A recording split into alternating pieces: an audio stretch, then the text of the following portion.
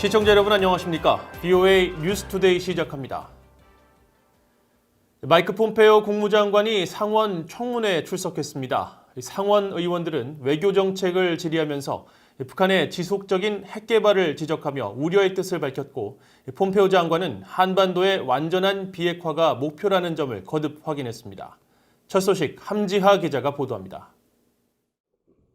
마이크 폼페오 미국 국무장관이 30일 상원 외교위원회 2021년 회계연도 예산 청문회에 출석했습니다. 상원 의원들은 예산 문제보다 미국의 대외 정책, 특히 중국을 비롯해 북한 문제를 지적했습니다. 외교위 동아태 소위원장인 공화당의 코리 가드너 의원은 북한이 미북 협상 중에도 핵무기를 개발해온 사실을 비난하면서 인도태평양 지역 내 미국 외교의 중요성을 강조했습니다. The Indo-Pacific. The region obviously is burgeoning in population, promising commercial growth, and it's critical for global security and economic stability. But North Korea continues to seek nuclear weapons and to threaten its neighbors.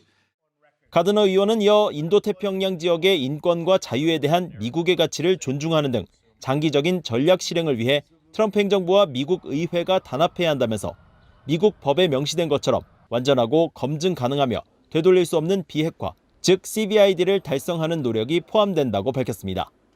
폼페오 장관은 비핵화를 위한 트럼프 행정부의 목표는 변함이 없다고 재확인했습니다.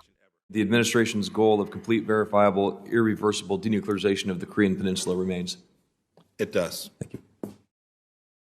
반면 민주당 소속의 밥 메넨데즈 외교위 간사는 북한의 핵 프로그램 역량이 커졌다면서 트럼프 행정부의 대북 접근법을 강하게 비난하며 폼페오 장관을 몰아세웠습니다. Our North Korea diplomacy, which you assured this committee you'd have wrapped up within a year, about 2 years ago, appears to have flatlined, leaving North Korea with a more capable nuclear and ballistic missile program. 폼페오 장관은 별도의 답변은 하지 않았습니다. 청문회에서는 중국과 러시아 문제에도 초점이 맞춰졌습니다. 폼페오 장관 역시 북한보다는 중국 문제에 집중하면서 특히 중국 우한에서 신종 코로나 바이러스가 시작됐다는 점을 강조하고 중국 정부가 이와 관련한 허위 정보를 퍼뜨리려는 시도를 했지만 결과적으로 실패했다고 지적했습니다. VOA 뉴스 함지하입니다. 토마스 오에아 퀸타나 유엔 북한 인권 특별 보고관은 최근 탈북민 단체 2곳에 대한 법인 설립 허가 취소와 대북 인권단체 사무검사 시행을 통보한 한국 정부의 조치는 모두 중단해야 하며 한국 정부는 이들 단체들과 먼저 대화를 해야 한다고 말했습니다. 퀸타나 특별보고관은 30일 한국 통일부 당국자와 화상 면담을 한 뒤 VOA와 진행한 전화통화에서 한국 정부가 대북 인권단체에 접근하는 방식은 공격적이지 않아야 한다면서 하지만 단체들은 한국 정부의 조치에 대해 위협적으로 느끼고 있다고 지적했습니다. 그러면서 자신의 권고사항은 한국 정부와 대북 인권단체들이 우려와 투명성을 다룰 수 있는 의미 있는 대화를 나누기 전까지 진행 중인 모든 조치를 중단하는 것이라고 말했습니다. 또 통일부와의 면담은 유용하고 시의적절했으며 한국 정부 조치의 배경과 법적 근거를 이해하는 데 도움이 됐다면서도 자신의 시각은 면담 전과 크게 바뀐 것이 없다고 말했습니다.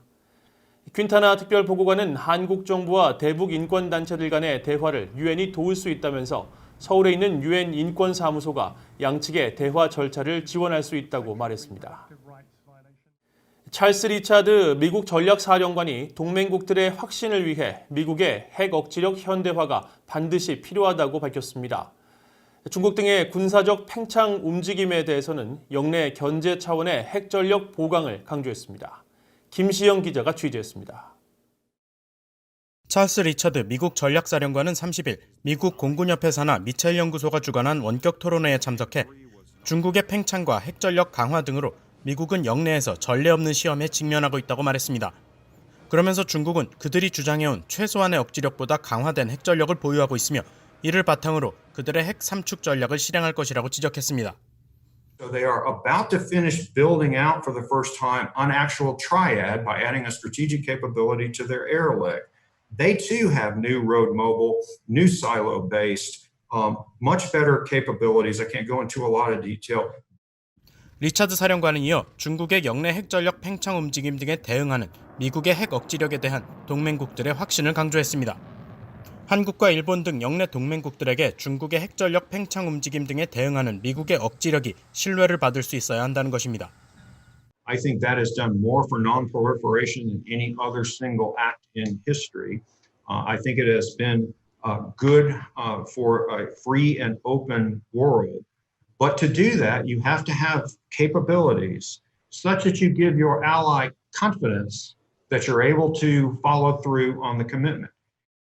리처드 사령관은 그러면서 최근 미국이 실전 배치한 저위력 핵무기와 개발 중인 해상발사 순항미사일 등을 예로 들며 핵 현대화의 필요성을 강조했습니다.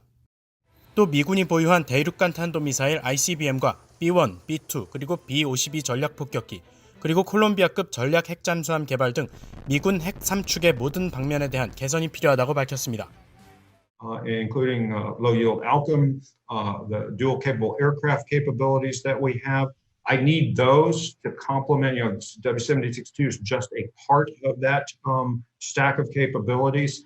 And then the NPR also wisely talked about the need for a sea-launched cruise missile, right? And again, that has utility in that area that I'm responsible for.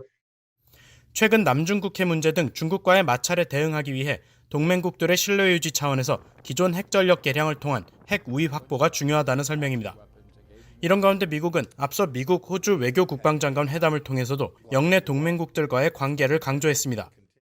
두 나라 장관들은 공동성명을 통해 안전하고 번영하는 지역 유지를 위해 한국과 일본 등 영내 동맹국들과의 유기적인 관계가 중요하다고 밝혔습니다. VOA 뉴스 김시영입니다. 유럽연합 EU가 북한의 조선 엑스포 등을 대상으로 사이버 공격에 대응한 첫 제재를 발표하고 제재 대상으로 중국과 러시아, 북한 등 3개국의 개인 6명과 북한의 조선 엑스포 등 기관 3곳을 지목했습니다.